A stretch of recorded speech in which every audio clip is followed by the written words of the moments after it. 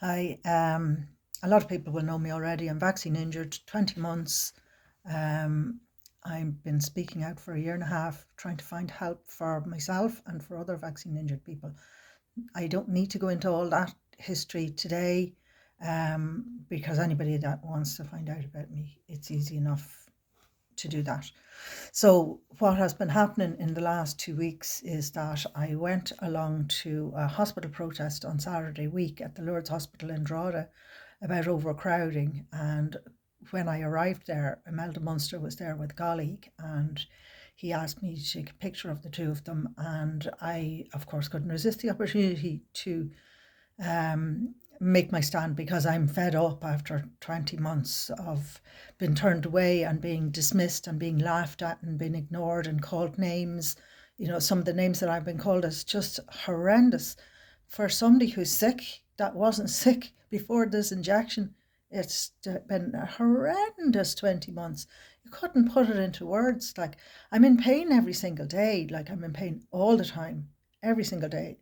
The neurologist that saw me, and I've no more doctor's appointments. They said they can't help me. They acknowledged that it's vaccine injury, and they've said I won't have days pain free. Like, it's just a matter of managing it from day to day and trying to keep it suppressed. To laugh at me, to belittle me, to call me right wing, to call me anti vax, when all I'm trying to do is raise awareness because people aren't been told about people like me. It's been hidden. It's been hidden. Imagine hiding a risk of illness from somebody. You know, it's just morally wrong. So I have to do this. I have to. Whether it be for 6-month-old babies, they've now given approval for this injection. 6-month-old babies. To go through the pain that I've gone through and am going through every day, to do that to little kids. No.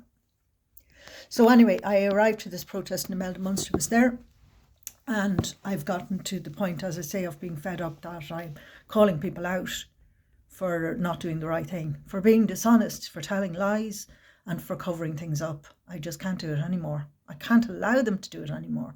I have to take every opportunity I can to speak out about what I see is wrong. It's sinful to do what they're doing. So I called her out, and I took a microphone during the protest, and she didn't look me in the eye. She looked at the ground because she knows that every single word that I've said is true.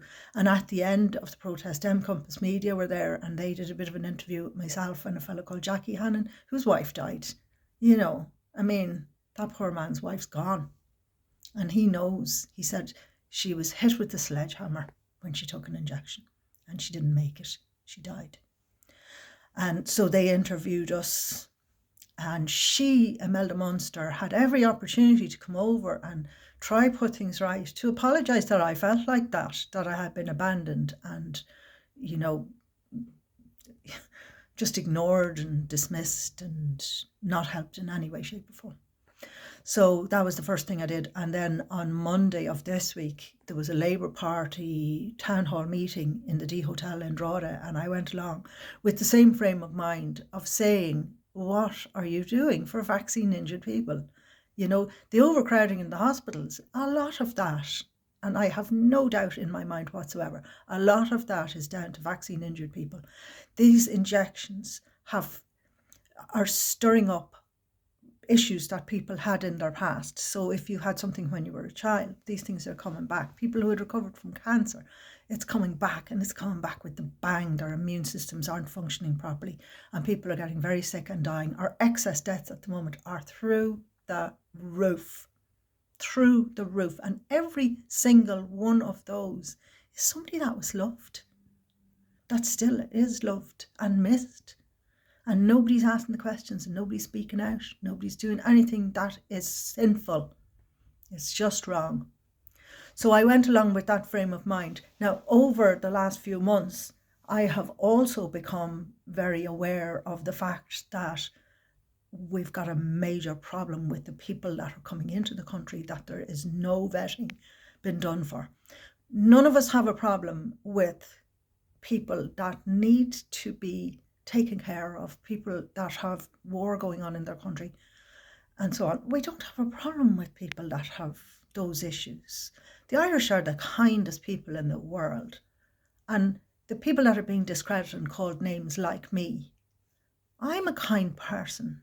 I've done stuff for other people before when there was nothing in it for me. I've spent a lot of my life looking out for the underdogs and the people who needed somebody to stand up with them and speak with them and speak for them if they're not well enough to. And it's not happening for me. So I have to do it myself, whether I'm well enough or not. So at the Labour Party meeting, the lies that have been told about that meeting. When we arrived, there were Gardaí there. There was like the equivalent of what we used to call a Black Mariah, and there was a squad car. There was like 8 or 9 guards. I don't even know how many, but there was a lot of guards, and we were going, what is that for? And the guards were sitting in the foyer, because I left the meeting after I had said what I had to say, because I was so upset over what was said to me that I didn't want to be in the room anymore. I just felt, these people are not good people, and I just needed to get out of the room. And I'm also afraid all the time that stressful situations are going to make me sick, which they do. So I needed to get out of there and settle myself down and try and not end up with a 10 out of 10 headache later. So I sat out in the foyer with the guards. Like, they were sitting at the next table over from me, they were sitting having a chat. There was no hassle at that meeting. So the newspaper afterwards, the Drogheda Independent, ran this article yesterday saying that the guards had to be called. What was the Gardaí called to Louth Hotel as anti-refugee dissenters, gate crash Labour Party meeting. It was a town hall meeting. Everybody's welcome at those things. When we arrived in, we were offered tea. Dissenters, I looked that up. A dissenter is a person who opposes official policy, especially that of an authoritarian state. And of course, an authoritarian state is communism. It's like China. If you speak out, they'll run a tank over you, I'm not allowed to speak out at the moment. I'm not allowed to speak out about my vaccine injury, and I'm not allowed to speak out about my fears of who's living up the road from me and who's living up the road from the children of this area. So I'm not very good at this stuff. So I'm going to have a go at showing a couple of things that I have a thing from the Irish Git on Michael Brazel, who's a very honest person, and he's concerned for his children in the future. And there's a thing that he had on the 10th of December showing people in Killarney what was happening in the streets of Killarney. Now, what we know here is that there were stabbings in the centre that they were using to house these migrants in Killarney, and they ended up moving some of them to like a mile and a half up the road. I'm not going to call them refugees, because a lot of the people that we're talking about, we know for a fact they are not coming from war-torn countries. They're coming here on planes. We know for a fact there are people destroying their documentation on the way. Now, bear with me on this one. Everybody knows who Larry Murphy is. And if you don't, look him up. If Larry Murphy had the opportunity to go to a country, destroy his documentation and arrive there and be given a new identity, do you think he'd do it? Of course he would. Now, we know from Sweden, who have and had an open door policy like we did, they had hardly any rapes in Sweden, and it has now gone through the roof. It is horrendous rapes, men and women. And we've had guys being raped in Ireland just in the last few months, gang raped, I don't know for what reason, but it seems to be that people are more deeply affected when they hear of a man being gang raped than they do of a woman being gang raped. Both should shock you to your core, whether it's a man or a woman. But it's happening to men as well as women. Now, these are facts. So let's not beat around the bush here and pretend that we're talking about Ukrainian families that need our help. because we're not talking about those people. We're not. We'll always try and help people who need our assistance. We will. But we do not want to import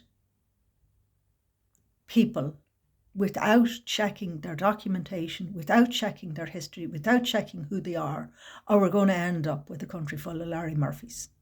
So this was what was happening in Killarney in December.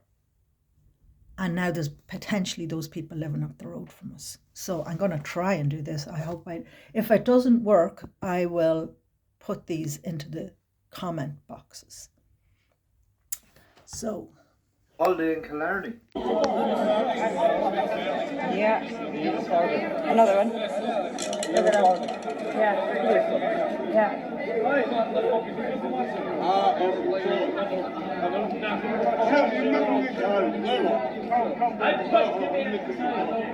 What the fuck, like? Don't even. I will. I'm going to the fucking guards, you cunts. Watching over there. Yeah, I've already got him. I fucking got him. Or they might be lucky enough to be selected by some of the new locals for a sexual assault, rape or murder, who knows? Or maybe they'd like to go to a bus stop for a safari type holiday, where you can watch at a distance as the new locals wank and prepare for mating season. Either way, make a loved one's Christmas with Discover Ireland. So that's potentially who we have down the road. And if we ask a question about who we have down the road, we're called right-wing, we're called anti-immigration, and God knows what else. Now, the meeting on Monday night, I asked 2 questions, and part of it was filmed. I didn't film anything on my phone, but I'm kind of sorry I didn't now, because I didn't get the whole thing. I only have part of it recorded from somebody else.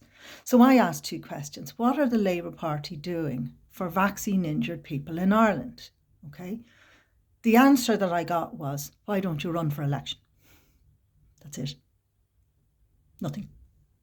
No interest, no concern. Oh, she said, oh, I'm very sorry you're sick. And she said, why don't you run for election?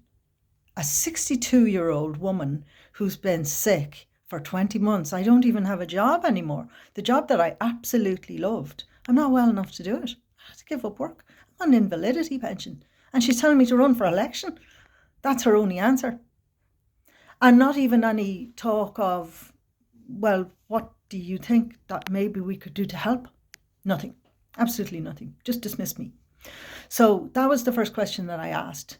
And a newspaper article, the Independent Online, produced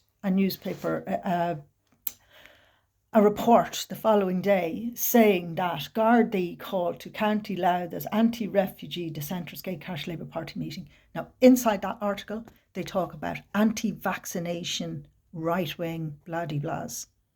So I'm anti-vaccination because I've asked, is there going to be any help for vaccine injured people? Because there's thousands and thousands and thousands of us. There's so many of us. And most people are afraid to speak out. P.O. Smith laughed at me. He laughed at me. Imagine laughing at a sick person. He laughed at me. And when we were going to the car, he stopped in his car on the way out and made stupid comments at me. He made stupid comments at me. And I said, well, when I see people doing wrong, I was talking about something that I was doing. And I said, when I see people doing wrong, and he says, oh, look in the mirror. Vaccine injured, asking for help for not just myself, but other vaccine injured people and kids. Like, there's kids dying. We know that. Look at the coroner's reports. A coroner's looking for reports from Pfizer after a 14-year-old dropped dead of a heart attack. And they know it was Pfizer, like. They know it was a vaccine. So I've become an anti-vaxxer, which I'm not. And then when I ask, my second question was, what are you doing about unvetted, undocumented males coming to Ireland? The communities are afraid. Now, other people spoke as well.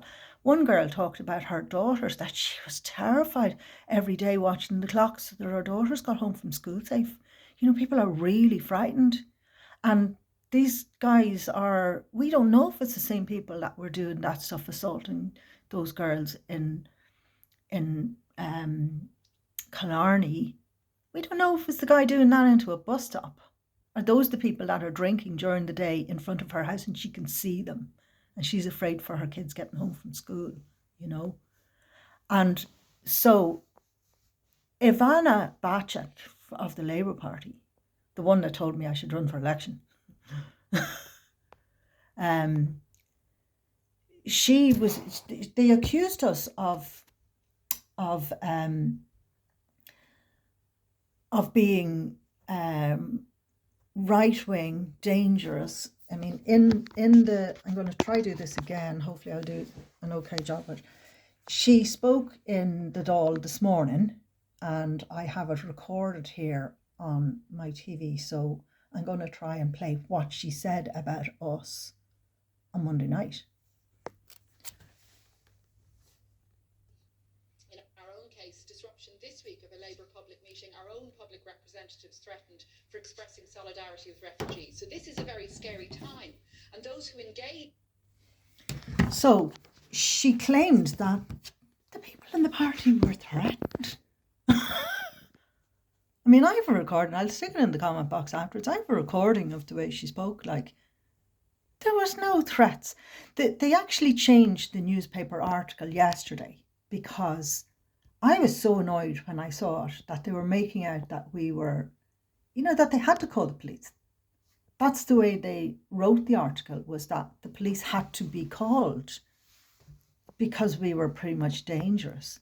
So I tried to get the Drogheda Independent, couldn't get them on the phone. And then I thought I will ring Alison Common, because she did an article on me in the Drogheda Independent over a year ago about my vaccine injury. And I thought she was fair and honest, you know, I thought I could trust her.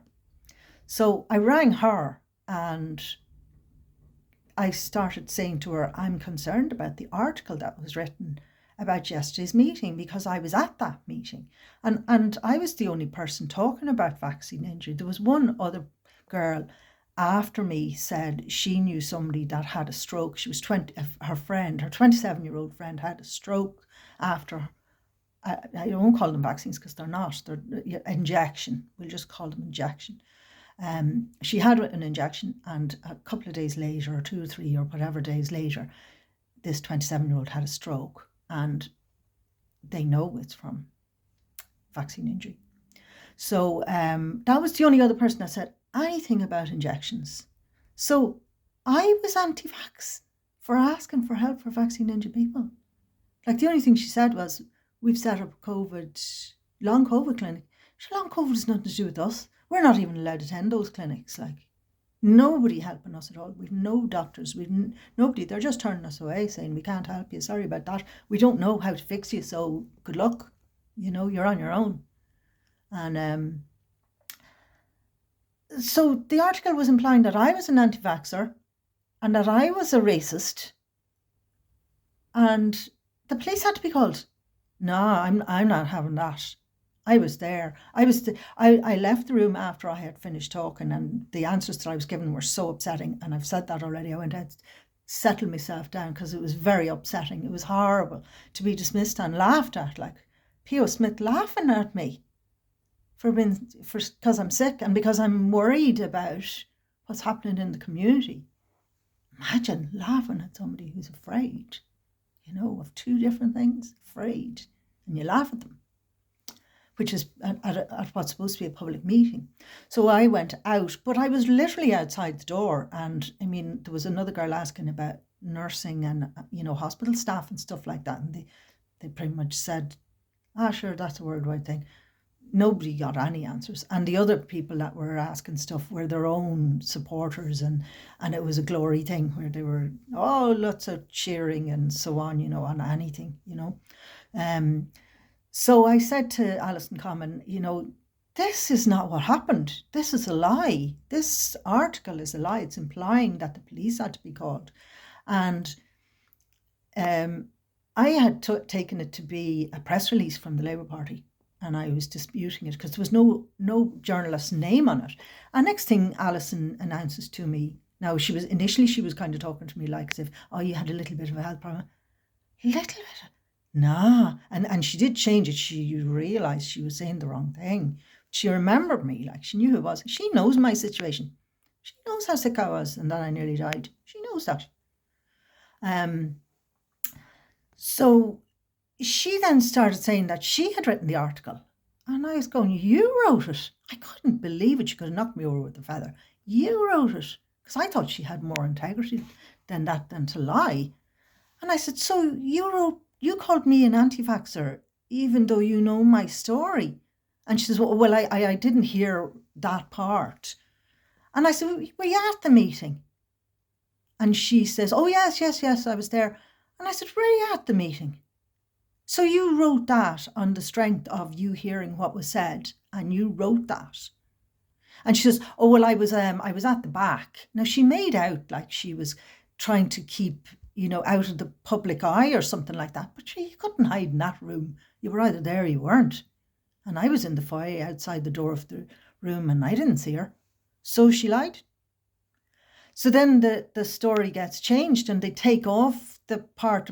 I made another phone call then after that because I was upset over the lies, the dishonesty of it, totally dishonest. And I don't like dishonesty. So I rang the guards and I got a fella on the desk I don't think he got what I was talking about. And I was saying, I would like to know how I go about getting a report about when the guards were called on Monday night, because they were there when we got there. So they weren't called because of anybody saying anything at the meeting. I mean, the people that were given out at that meeting, people were given out. But when you look at a Oireachtas report, that'd be rowdier or just as rowdy as Monday night's meeting was. When people go, that's not right. You're not telling the truth. That kind of stuff, that kind of a conversation. And then Ivana Bacik today says that people were threatened. Now, I'd like to know who was threatened and how, because that is a blatant lie. The only person making threats that night was Michelle Hall going, the Gardaí are here, the Gardaí are here. For what? What have we done? No, the Gardaí didn't need to talk to anybody. They were sitting out in the foyer. The whole thing was a total setup and a scam and lies. And what for? To discredit people with genuine concerns about their girls and their boys and that they're safe. And who have we got living in our community? We're entitled to know that. We're entitled to know. Aisling Murphy and,